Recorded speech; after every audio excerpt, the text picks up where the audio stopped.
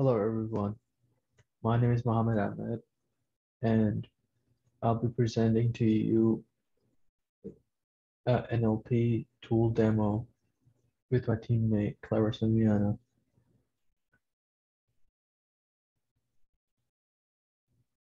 So in this presentation, we'll be going over how to use WEKA for prediction models on numeric dataset, how to use WEKA for classification models on numeric dataset. Lastly, we will cover how to use WEKA for classification models on text dataset. So let's first look at the datasets.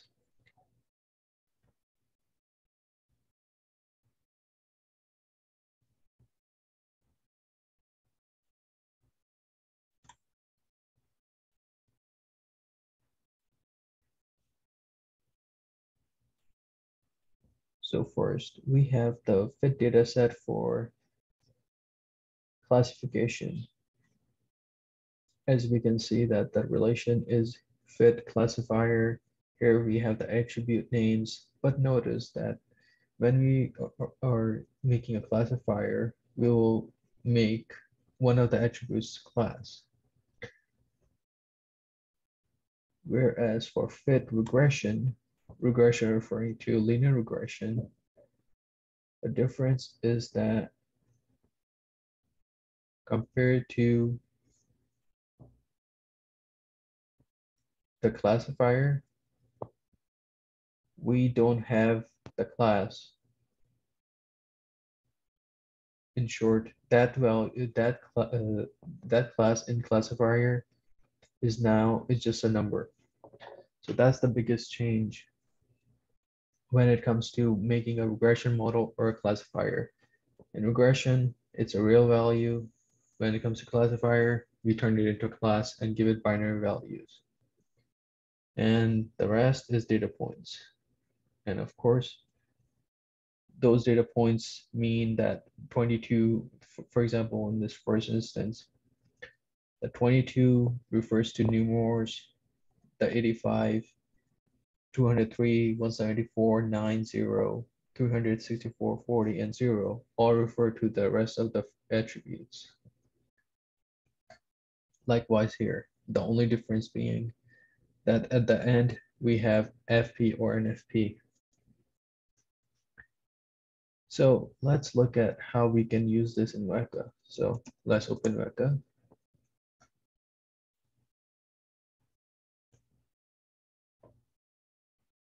Explorer. Now, before we do anything, let's close these files because we don't want to make any changes to them. So open. Now we'll go ahead and find the files.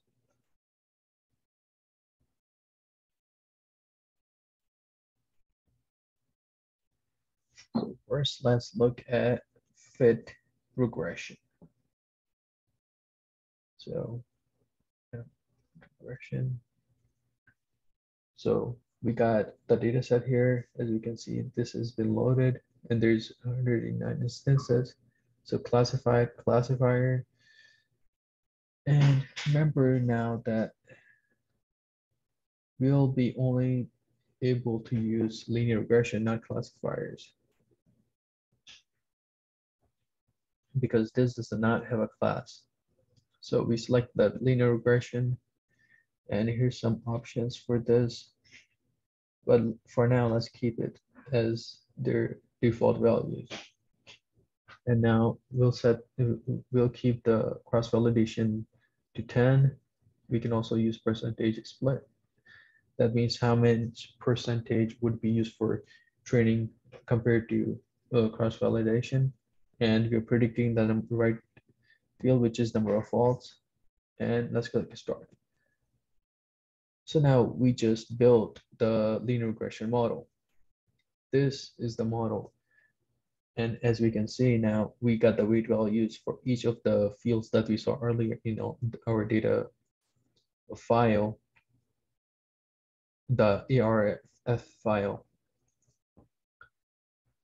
So now, since we have the performance and our model, let's test it on a supply test set.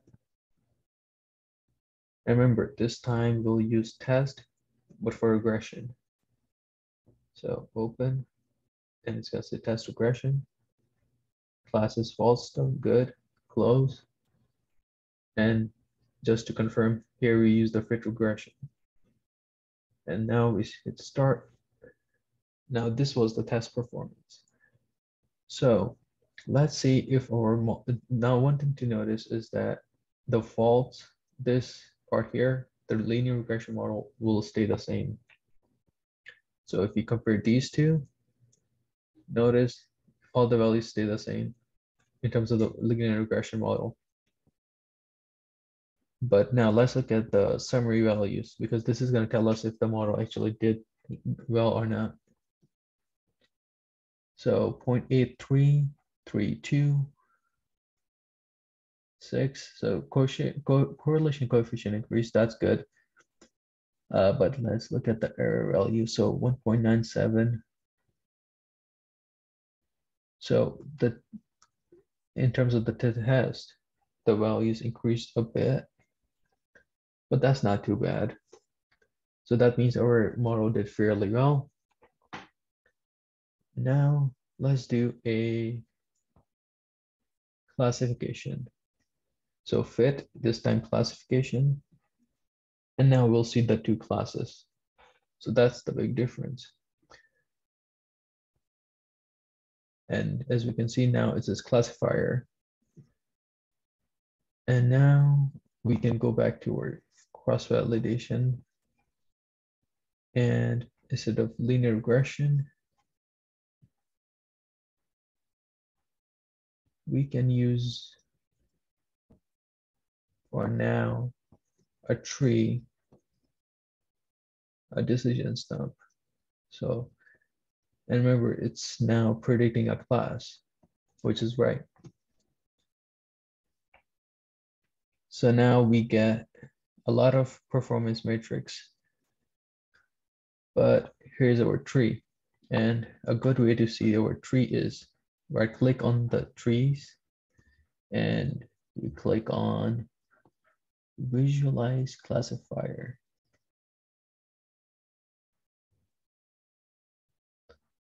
Actually, this won't work for this particular model, but for some models, trees, we can visualize the tree.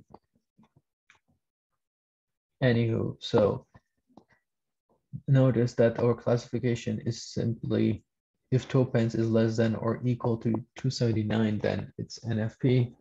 If it's greater, it's FP, meaning it's fault prone. And this is the performance on the fit dataset. Now let's try the supply test set. This time we gotta change it to test classification. Open, good, classes, class, close, and hit start. So now, compared to the fit dataset, the test dataset, the performance of correctly classified does increase from 82 to 84%. That's good. But also let's check the kappa value. So it's 601. It becomes 65. That's also good. So that means overall both models did good.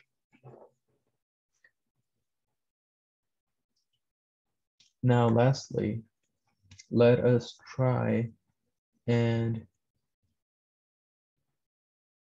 do some classification on text dataset. So we'll pick this WebKV train RFF file.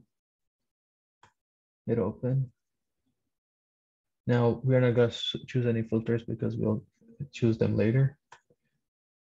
And for supply test set this time, we are going to pick this one, web test.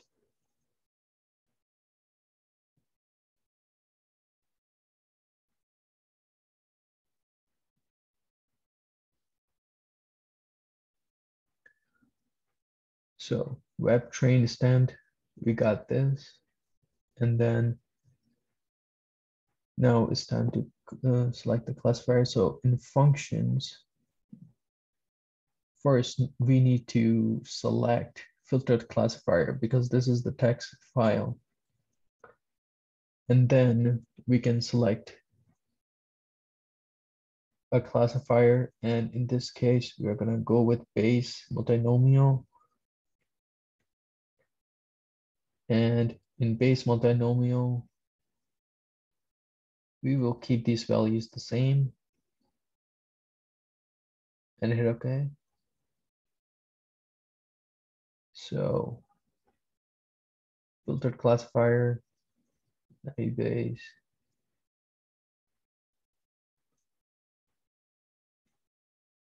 Hit OK. So now this time when we run, it's automatically going to do the training and then test it on the test set.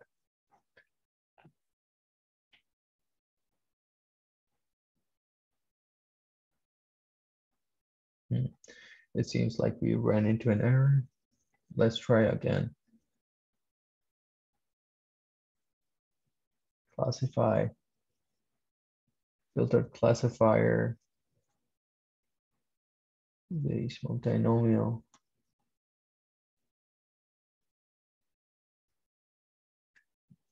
Okay, so the error that we made is actually a minor one because instead of selecting the right filter, we didn't select it. So we are going to go in unsupervised, in attributes, and we are going to select string to word vector and then hit OK. And the other thing that we are actually going to do is when we click on this and string to word vector, we will turn the lowercase tokens true. And then we'll hit OK. Hit OK again. And then we'll hit start. So this time it was successful and it ran in about half a second. So that's good. But now let's see its performance. So it classified 87% of the instances correctly. And notice that it says time taken to test model on supplied test set. So that means that's our performance on the test set, which is really good. And here we have the confusion matrix. Actually, this is not the confusion matrix, this is. And the best way to see that how our model did is when we look at FP rate, we can see that, okay, so for student class, 0.068, false positive, 0.065, 0.034, and 0.012. So relatively, overall for all these four classes, the models did very well. And this concludes our demo in terms of how to use WEKA to perform linear regression, meaning that our output will be an actual value compared to a classification where it's a class output, and that was on numeric input. And then we saw how to debug one error due to the classifier not being properly selected. And then we also covered how to use WEKA on text dataset and get a model that performs pretty well and gives relatively good performance. So that's all. Thank you for watching.